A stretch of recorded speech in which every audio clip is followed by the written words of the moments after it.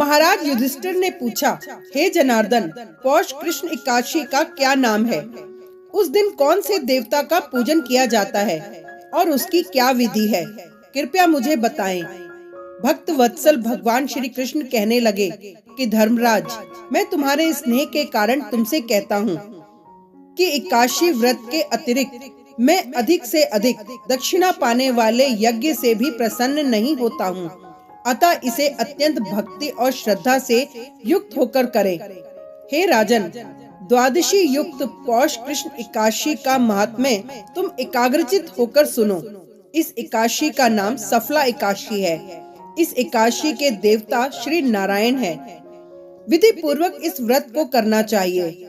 जिस प्रकार नागों में शेषनाग, पक्षियों में गरुड़, सब ग्रहों में चंद्रमा, यज्ञों में अश्वमेघ और देवताओं में भगवान विष्णु श्रेष्ठ है, उसी तरह सब व्रतों में एकादशी का व्रत श्रेष्ठ है।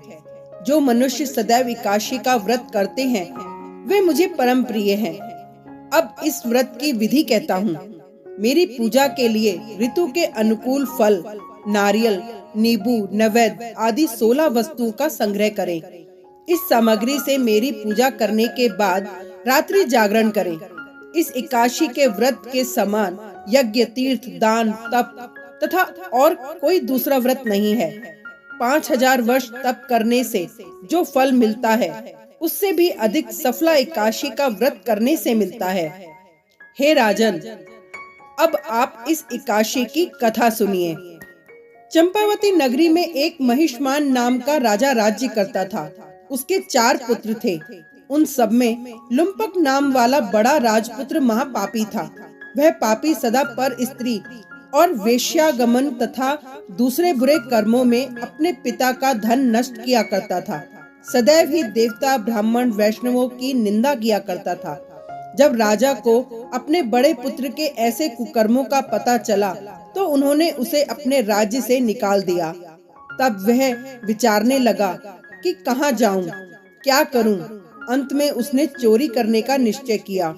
दिन में वह वन में रहता और रात्रि को अपने पिता की नगरी में चोरी करता तथा प्रजा को तंग करने और उन्हें मारने का कुकर्म करता।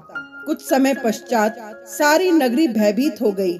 वह वन में रहकर पशु आदि को मारकर खाने लगा। नागरिक और राज्य के कर्मचारी उसे पकड़ लेते, किंतु राजा के भय से उसे छोड़ देते। वन में एक अति प्राचीन विशाल पीपल का वृक्ष था। लोग उसकी भगवान के समान पूजा करते थे।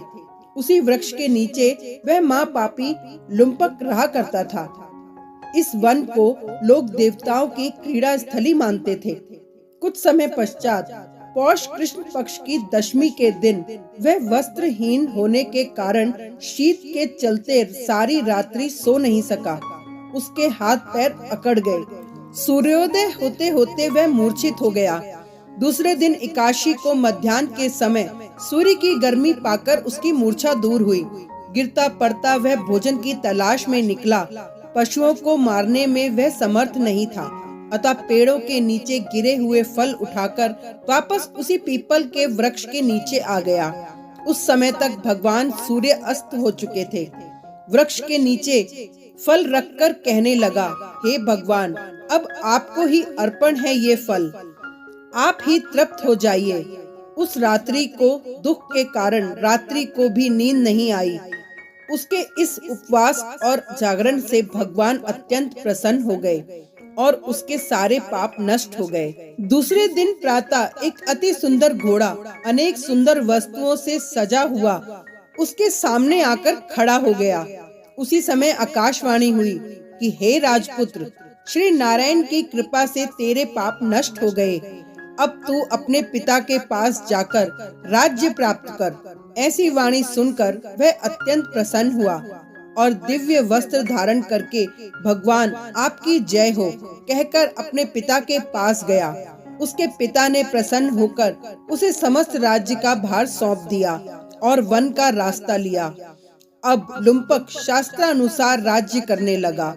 उसके स्त्री पुत्र आदि सारा कुटुंब भगवान नारायण का परम भक्त हो गया।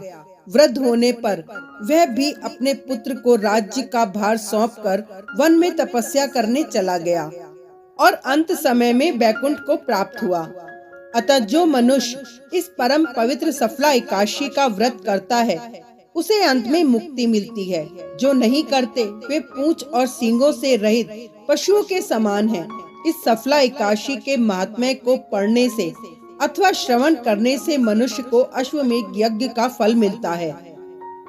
Thank you.